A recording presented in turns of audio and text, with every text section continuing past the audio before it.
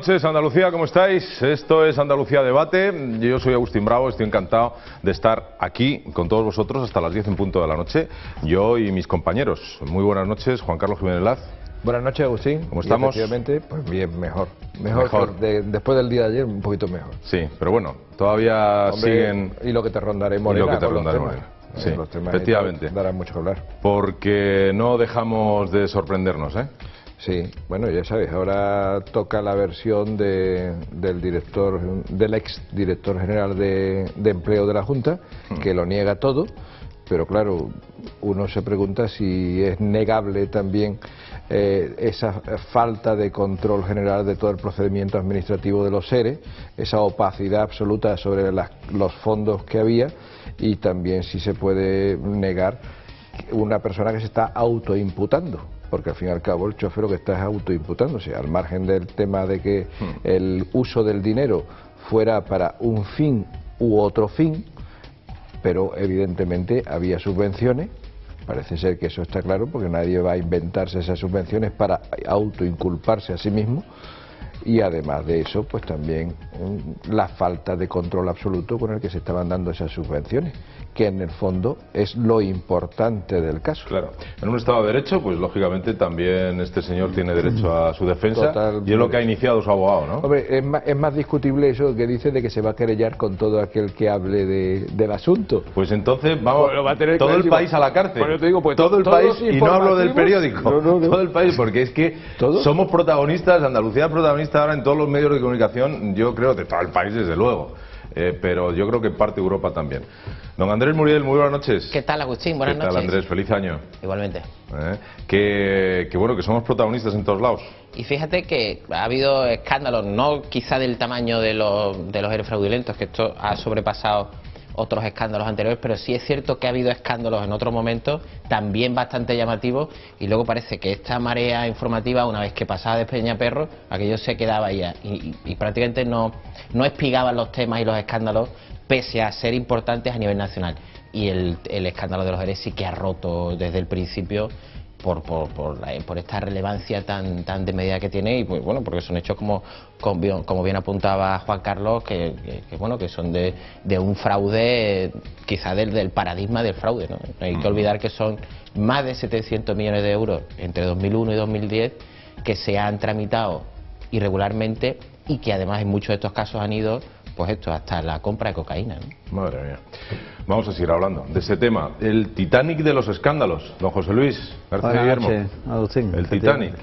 Ya te decía yo ayer que lo único que saco en positivo es que he recuperado mi capacidad de sorprenderme, que yo pensaba ya que a mi edad eso ya era un capítulo cerrado. Y esto es a diario. No es un caso aislado, es lo que más escandaliza, porque evidentemente en cualquier colectivo, más en política, donde hay personas que por su cargo manejan a diario mucho dinero, es normal que algún caso te salga de un choricete, ¿no? Pero es que esto ya no es un caso aislado, es un escándalo a diario, es todos los días un espectáculo y lamentable, y es muy triste que Andalucía sea noticia con la de cosas, decíamos el otro día, con la de cosas que tenemos para destacar, los trasplantes, entre otras muchísimas cosas, y sin embargo que seamos noticia en el mundo entero por estos escándalos fraudulentos es lamentable. Sí, porque es que claro, defraudar 100.000 euros es un dineral. Aquí estamos hablando de 700 millones de euros, bueno, que se sepa. Estaríamos hablando incluso más, porque si sumamos intereses y sumamos partidas que se han librado sin cobertura presupuestaria, nos estaríamos yendo tranquilamente a los 1.000 millones de euros. O sea, no, la cifra es... No todo ese dinero se ha defraudado, probablemente no se ha defraudado todo el dinero. Lo que sí es cierto que se ha transferido todo ese dinero de forma irregular. Y si ahora vamos a tener oportunidad de debatir sobre eso, podemos entrar de lleno en esa fórmula que se utiliza, transferencia de financiación, que ya ha sido puesta en solfa por la juez, y también por varias sentencias del Tribunal Superior de Justicia de Andalucía. Y lo que es más grave, y por los informes de intervención de la Junta de Andalucía. Claro, sí, que la intervención de la Junta de Andalucía venía ya advirtiendo de que ese procedimiento era irregular y debía de corregirse. Y a pesar de eso, se siguieron dando las subvenciones. Esto estamos hablando de hace años, no estamos hablando de ayer. Estamos hablando de que intervención ya avisaba hacía años. Las alarmas se encendieron, pero continuaron, ¿no? No hicieron y no fue caso. la intervención el único... Bueno, Te dejo la palabra, si no al final Don nos Guillermo perdemos el Riol, tiempo. buenas noches. Agustín? Buenas noches. Compañero, Muy bien. ¿cómo está el patio? Pues como estamos comentando aquí todos, decía que se quería querellar contra todo aquel que se sumase a las afirmaciones que había hecho el ex-chofer. Bueno, pues se tendría que querellar primero contra Susana Díaz, secretaria de la Organización del PSOE de Andalucía, que ha sido la primera que se ha echado encima de este caballero. Y a partir de ahí, pues, encima de todo el mundo, porque es un escándalo monumental. Vaya papelón el de esta señora, ¿no? La Yo la famosa vi partida, ayer dando un la papelón cara. y injustificable por otra parte, porque la famosa partida que hemos sabido que es la 31L, que es como se llama técnicamente, pues esa partida nadie sabía lo que era hasta que se ha ido destapando todo esto. Y un señor que de forma totalmente arbitraria ha dispuesto y hacía gala públicamente de disponer de dinero sin ningún tipo de control, eso hay que explicarlo políticamente y penalmente. Pues ahora mismo empezamos, vamos a saludar a Almudena dentro de un momentito, pero antes, como siempre, daros las gracias porque participáis a través del correo electrónico, a través de Facebook, de Twitter, a través del teléfono. Tenemos alguna llamada hoy también, pero fijaos, tenemos periodistas por toda Andalucía. Todos los que nos ven son periodistas en potencia, porque tenemos a un amigo, a José Alfredo Tobar Cantos, que nos ha enviado el incendio que ayer sucedía en Sevilla Este, que arrojaba un número de heridos y bueno, hubo rescates a 5 personas, una niña de 8 años a través de una ventana, etcétera, etcétera. Bueno, pues nos envía una serie de fotografías de todo este suceso, y nos dice: este incendio es el de hoy, se surgió por ayer a las 17:30. Las mando por si son de utilidad. Perseverar, nos dice que sois los mejores. José Alfredo Tobar Cantos. José Alfredo, aquí tienes unos amigos para lo que quieras y muchísimas gracias por tu labor de reportero a pie de calle, porque supongo que estas fotografías no serán tuyas, pero te has preocupado de recabarlas y de adjuntarlas a este mail que nos envías. Muchas gracias. Tenemos a José Alfredo, José Alfredo Tobar Cantos, que es el mismo que nos dice, es un señor, pues soy un mileurista de casi 63 años, empecé con 13 años y hasta hoy no he quitado las llaves del contacto, dice, ¿no? Una metáfora. Y si le sumamos que desde 1978 pertenezco a la red de emergencia de protección civil de la Delegación de Gobierno de Sevilla, totalmente altruista, con la medalla, ahora entiendo lo de las fotografías, José Alfredo, tiene la medalla de oro al mérito civil, conocido y ha conocido de primera mano el tinglado de Juan Guerra, dice, he intervenido desde los mundiales del 82 hasta escoltar material radioactivo, dice, por eso me siento engañado por nuestros mandatarios, Chávez, Monteseirín, Griñán, Borbolla, Felipe González, y no sigo más, me siento como un idiota, con mis impuestos he colaborado a hacer pisos de protección que se niegan y que se me niegan por no disponer de medios, pues hasta hace pocos días he tenido que ayudar a mis hijos en paro, le mandé un correo a Griñán, se publicó en el Diario de Sevilla echándole en cara que el coche que todos le pagamos vale casi como el piso que no he podido conseguir por falta de medios, y está siendo testigo de la inmoralidad, empezando por Manuel Chávez y un sinfín de oportunistas dentro del PSOE. Se meten en los distritos para mangonear y hacer de comisarios políticos. Hay que cambiar las leyes y que paguen lo que se han llevado o que no salgan a la calle hasta que no lo devuelvan. Al chofer de Juan Guerra le pusieron un kiosco, nos dice él, en el Paseo Colón. Véase archivos. Saludos, José Alfredo Tobar Cantos, a ver si se animan y escriben un libro, El valdolerismo andaluz del siglo XXI.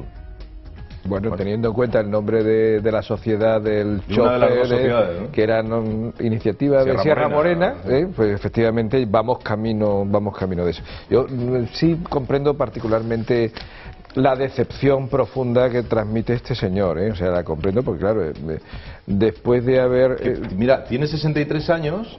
Realmente, si lleva 30 años gobernando el PSOE, estamos hablando de que él tenía 33.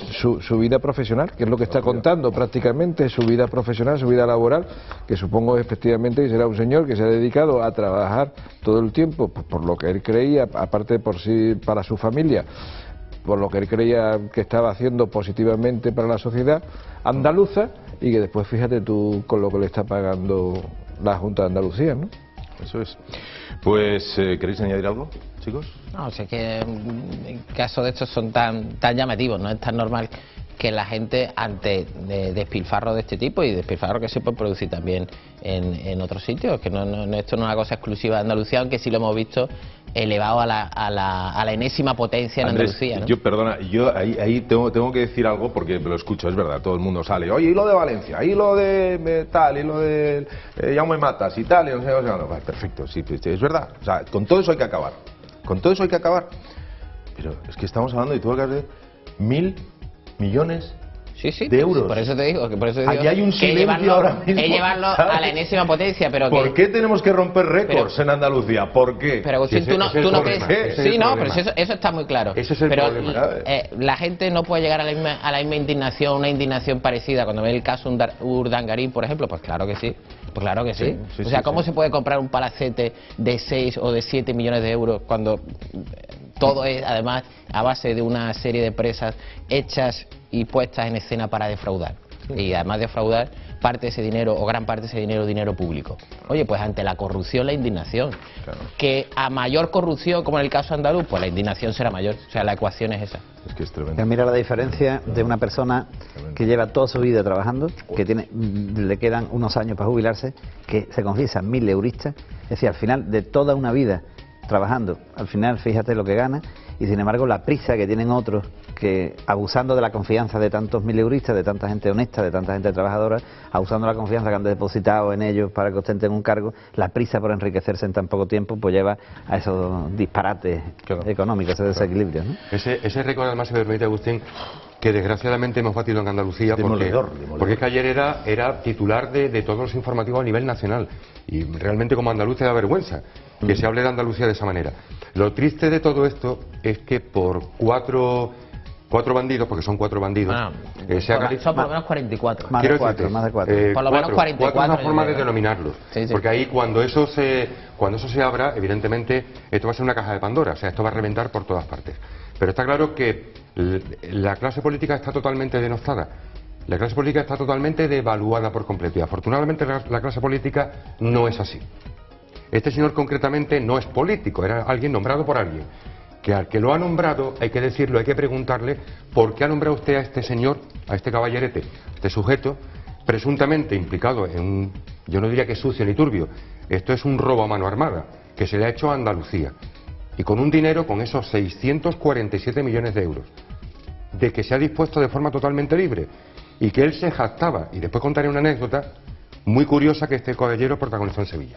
De todas formas, perdona que te corrija, Guillermo, yo entiendo que sí, es político. Político es todo aquel que forma parte de ese organigrama. No directamente. No solamente es concejal, ministro o consejero, cuidado. De acuerdo, pero no directamente como político, quiero decirte. Bueno, no es una persona votada por el pueblo, pero en definitiva está ostentando un cargo político. Es un cargo público y es político. De acuerdo. Pero en cualquier caso, que se jacte. Es decir, tomo con un whisky en la mano, ¿vale? Y además, con un tema como es el tema de la droga, que hay que tener mucho cuidado con ese asunto, es un tema muy delicado. Francisco Javier Guerrero ha estado 9 años como director general de Trabajo y Seguridad Social. En esos 9 años, del año 99 al año 2008, ha tenido a 3 consejeros superiores, o sea, sus superiores directos, 3 consejeros. Cada vez que hemos visto un cambio de consejería, un cambio de consejero, hemos visto un baile permanente de directores generales. En este caso no, y no se ha producido. ¿Por qué se ha mantenido durante 9 años Francisco Javier Guerrero? Yo no sé si tapar bocas o no, yo no me atrevo. Sí lanzo la reflexión. Lo hemos visto, la última legislatura ha sido récord en baile de consejeros. Justicia, por ejemplo, hemos tenido 4, y en obras públicas 4, y ha habido de forma paralela un baile grande de directores generales y de altos cargos. Sin embargo, Francisco Javier Guerrero ha estado 9 años como director general de Trabajo. Pues por eso, durante ese tiempo, entonces, porque nunca se ha explicado nada. No, a lo mejor es que estaba haciendo lo que tenía que hacer. O sea, nadie se da cuenta de que... Si está la intervención avisando de que no se puede utilizar ese tipo de procedimiento, si el fondo en sí mismo es opaco, en el sentido de que no se sabe qué cantidad tiene, ni cómo se distribuye, ni nada, si además se dedica a distintos tipos de fines, como son unas veces expedientes de regulación de empleo, pero otras veces son ayudas para ayuntamientos socialistas, otras veces son para indemnizaciones a directivos o para apoyar planes en empresas, no planes de empleo, sino planes de reestructuración, o para simplemente hacer estudios de temas formativos, es decir, se dedica a un sinfín de cosas, no requieren ningún tipo de procedimiento administrativo, no requieren ningún concurso, no requieren ninguna publicación, no requiere prácticamente documentación ninguna, lo hemos estado viendo también, es decir, es de una irregularidad terrible. A lo mejor es que lo que ocurría es que sencillamente hacía lo que tenía que hacer. A lo mejor sí. No lo sé, no lo sé. Me vais a permitir, porque vamos a hablar de ese tema inmediatamente. Pero... Pues yo quería decir una cosa, yo me niego a que todos los políticos se consideren del mismo rasero, me niego radicalmente. Por o sea, me niego radicalmente. Los políticos que se lleven dinero o los políticos que se vayan de putas con la tarjeta Visa del ayuntamiento, que vayan y lo paguen. Y lo paguen. Pero que lo paguen penalmente. Porque No, por supuesto. Porque al final... Penalmente y de la otra Pero forma. que los políticos no Sí, son pero- iguales. sí, pero Afortunadamente lo que pasa no es son que- Hombre, todos por iguales. favor, evidentemente. Afortunadamente. Para una vez que están debatiendo, yo voy y les tengo que cortar. Vaya, hombre. No, ahora seguimos, y quiero veros así, con ese brío, con ese brío. Bueno, también quiero decir que Pedro Aguilera también nos ha enviado, nos dice, enhorabuena por su programa, lo veo a diario igual que a Carlos Fuentes. Carlos, un abrazo. Carlos también es de Metropolitan y aparte de ser mi hermano. Y ahora hora de ver un programa libre sin manipulaciones políticas por televisión. No. Soy un trabajador de la Cámara Agraria que ha sido puesto en la calle como a los 70 que estábamos en Andalucía, después de decir la señora Clara Aguilera que no nos preocupásemos con esta historia de reordenación del sector público. Que de reordenación nada de nada. ¿O qué reordenación si meten a 20.000 enchufados en las agencias al mes siguiente de crearlas? Y a nosotros, que hemos estado por oposición como personal propio, nos dejan en la puñetera calle. A la edad de 53 años, hoy por hoy, ¿dónde vas? Toda mi vida laboral he estado trabajando en esta entidad. Dice, llevamos la mayoría más de 30 años trabajando con estas corporaciones de derecho público. Casi todas las cámaras tenían patrimonio, sedes, silos, solares, etcétera, y están malvendiendo todo. Mi pregunta es, ¿a quién? Si me permite, le seguiré contando. Un saludo. Don Pedro, siga contándonos y nosotros seguiremos haciéndonos eco de lo que usted nos diga. Y bueno, y gente en Facebook, después lo comentaré de Facebook, porque yo creo que ya la introducción ha sido demasiado larga. Si os parece, ahora sí vamos a dar ya las buenas noches a Almudena, que introduce el tema, que ya estaba introducido por nuestra parte, pero le metemos mano enseguida. Hasta ahora.